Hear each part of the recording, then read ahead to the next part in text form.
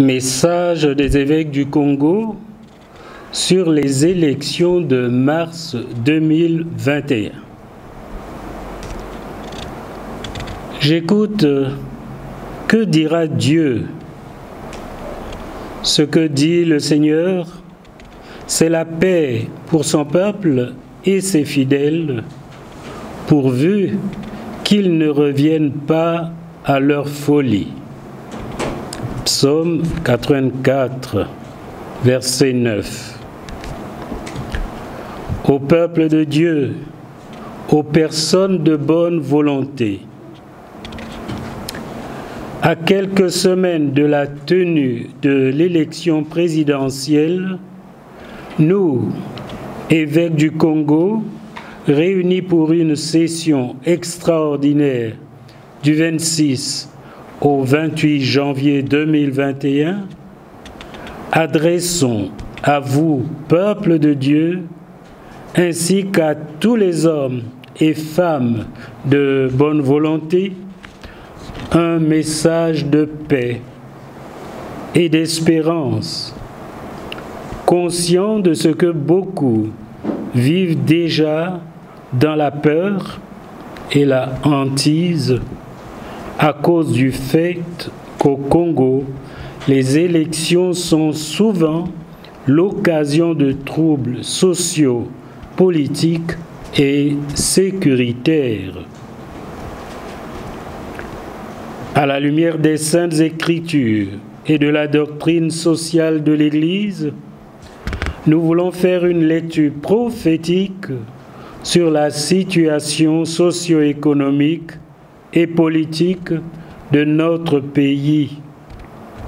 Car, comme dit le Concile Vatican II, l'Église a le devoir, à tout moment, de scruter les signes des temps et de les interpréter à la lumière de l'Évangile. Gaudium et Spes, numéro 4. Le 23 décembre dernier, le chef de l'État s'est adressé à la nation devant le Parlement réuni en congrès dans un contexte national et mondial dominé par la pandémie de Covid-19. Ce discours a été, pour lui, l'occasion de faire l'état de la nation à l'orée de 2021, notamment sur la situation socio-économique et politique du pays, avant d'esquisser des projections pour 2021. S'exprimant sur l'actualité politique récente du pays, le chef de l'État a tout d'abord salué la tenue de la concertation politique de Madingu, ayant réuni la majorité présidentielle et les partis de l'opposition dans le but de créer par le dialogue des conditions apaisées pour l'organisation de l'élection présidentielle prévue pour le 21 mars 2021. Puis, il a évoqué la situation économique de notre pays pour souligner les avancées réalisées par le gouvernement de la République dans un contexte particulièrement difficile. Qu'il nous soit tout d'abord permis de rappeler à notre tour les améliorations survenues dans notre pays en matière de sécurité depuis les dernières élections, en dépit de la crise du pool dont nous ignorons toujours les tenants et les aboutissants. Depuis 2 ans, en effet, on peut dire que la sécurité est revenue dans l'ensemble du département.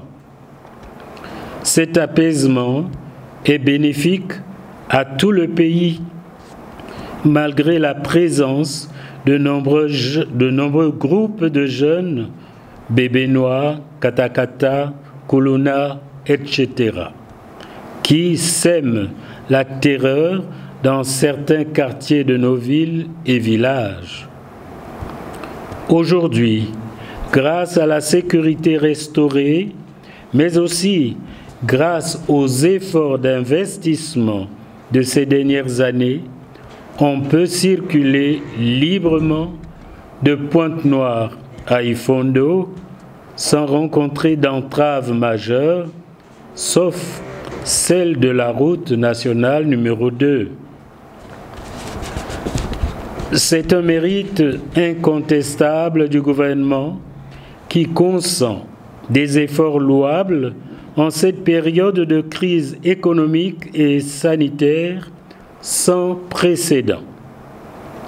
Dans le même cadre, il faut féliciter les autorités de notre pays pour la baisse du prix du ciment grâce à la diversification qu'a connue ce secteur ces dernières années.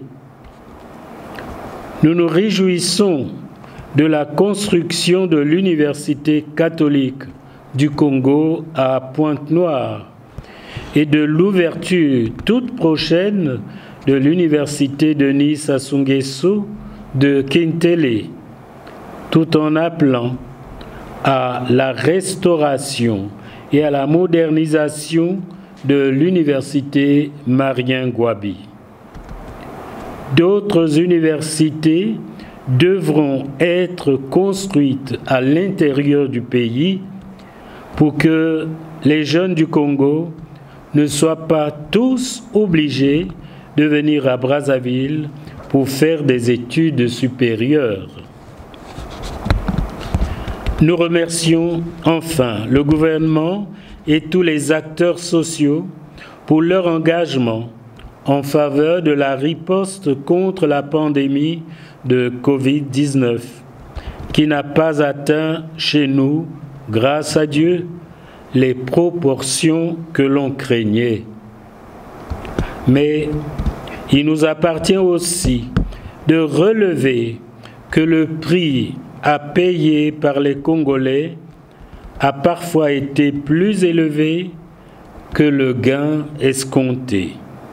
En effet, des restrictions importantes ont été imposées aux citoyens, dont les plus spectaculaires ont été le confinement imposé à Noël et à la bonne année, empêchant les Congolais de célébrer la nativité de Jésus, Sauveur du monde, ce qui a fini par semer le doute dans les esprits des Congolais sur la véritable signification des restrictions qui leur sont imposées au nom de la Covid-19, accentuant d'une part le doute général sur l'existence de la pandémie elle-même et d'autre part le non-respect des mesures barrières.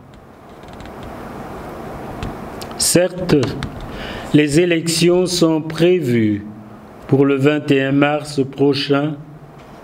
Néanmoins, nous émettons de sérieuses réserves qu'une élection présidentielle apaisée, participative, transparente, libre et crédible puisse être organisée dans les conditions actuelles. Conscient du rôle clé que les élections crédibles peuvent jouer dans l'édification de la nation, confère lettre pastorale du Chéam, gouvernance, bien commun et transition démocratique en Afrique, numéro 35. Comment, en effet, pourra-t-on tenir ensemble mesures barrières et rassemblements de masse qu'exige une campagne électorale libre. La loi électorale exige que le dépouillement des urnes soit public. Comment entend-on répondre à cette exigence de transparence avec notamment un couvre-feu à 20 heures? Comment va-t-on extraire les agents de la force publique du fichier électoral pour les inscrire dans une liste spéciale afin qu'ils votent avant les autres Congolais? Une vraie démocratie suppose en outre, comme le suggère la Déclaration universelle sur la démocratie, que les processus d'accession au pouvoir, d'exercice et d'alternance du pouvoir permettent une libre concurrence politique et émanent d'une participation populaire ouverte, libre et non discriminatoire, exercée en accord avec la règle de droit, tant dans son esprit que dans sa lettre. Voir Message de Noël des évêques du Congo, décembre 2014, numéro 9.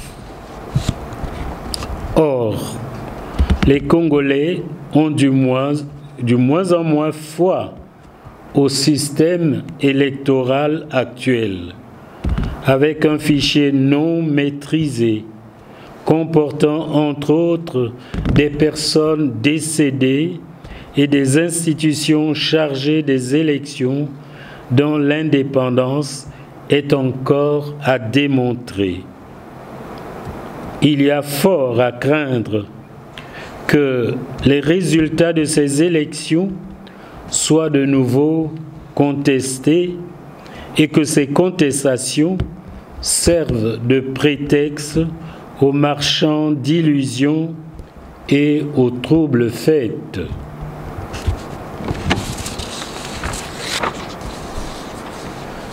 Pour n'avoir pas mis en place un cadre consensuel d'organisation des dernières élections, des contrées plus peuplées sont aujourd'hui sous-représentées à l'Assemblée nationale, tandis que d'autres, moins peuplées, sont surreprésentées. Et beaucoup de problèmes nés de ces élections n'ont pas été résolus à ce jour. Et on s'apprête à rééditer cet exploit. Notre peuple est fatigué de ces élections qui fragilisent la cohésion sociale et entachent l'image de notre pays à l'étranger. Ne pas prendre conscience des maux qui minent la gouvernance électorale dans notre pays depuis quelques décennies, c'est s'exposer à ce que les mêmes causes produisent les mêmes effets. De plus, nous regrettons que la concertation de Madingu ait supplanté le Conseil national pour le dialogue. Mais nous continuons à croire qu'un dialogue politique le plus large possible est la voie la plus indiquée pour refonder notre nation sur des bases institutionnelles et morales consensuelles, ainsi que nous l'avions déjà exprimé dans nos messages de 2016 et 2018.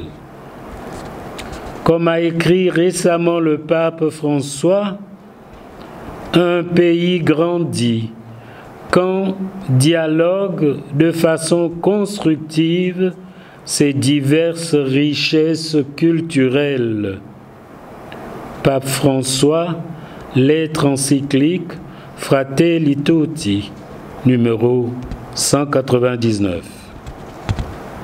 Les conclusions issues de ce dialogue devront surtout veiller à ce que le pouvoir judiciaire soit enfin indépendant du pouvoir exécutif, comme l'avait décidé la Conférence nationale souveraine.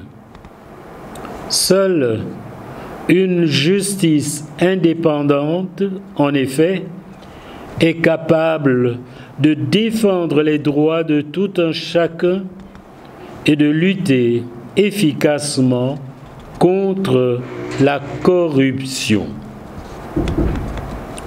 Nous réaffirmons notre souhait, déjà exprimé dans le message de Noël 2014, que l'alternance au pouvoir devienne une règle intangible et immuable pour notre démocratie. Un mandat renouvelable une seule fois et que notre pays soit reconnu pour sa culture démocratique, organisation libre et transparente des élections, alternance pacifique au pouvoir, garantie des libertés fondamentales, équilibre des pouvoirs, accès libre aux médias, indépendance de la justice. Numéro 14.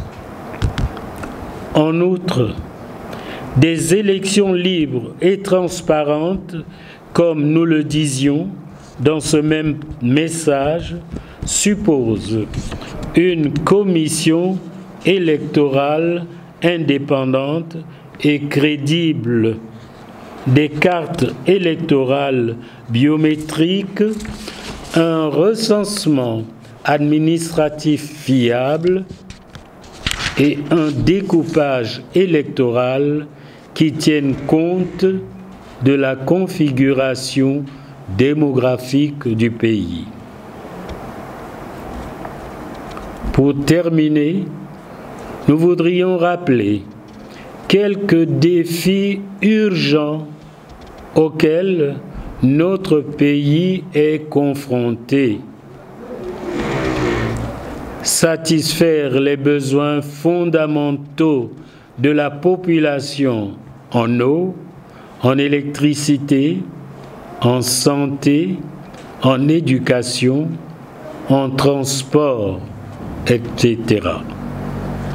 Mettre fin à l'humiliation permanente de ceux de nos compatriotes retraités qui ont servi le pays mais ne peuvent pas jouir de leur épargne. Résoudre de manière définitive l'épineuse question de l'endettement de notre pays. Combattre avec détermination la corruption, l'injustice et l'impunité. Travailler au rapatriement et à la restitution de l'argent volé au pays à tous les niveaux. Atteindre la transparence et la redevabilité en matière de gestion du pétrole et des autres ressources naturelles. En finir avec le système des préfinancements pétroliers. Engager fermement la diversification de l'économie encore trop tributaire des ressources rentières en encourageant l'agriculture et l'élevage. Libérer tous les prisonniers politiques. Réformer la justice pour en faire un véritable pouvoir. Faire de la force publique une entité nationale et républicaine. Rendre effective la décentralisation et le partage juste des ressources nationales entre tous les départements.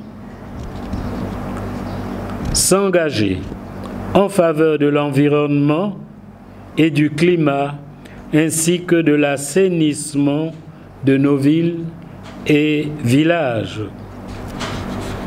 Libérer l'espace public des occupations anarchiques par les nouveaux riches et par les commerces tous azimuts. Résorber le chômage des jeunes par la création d'emplois stables.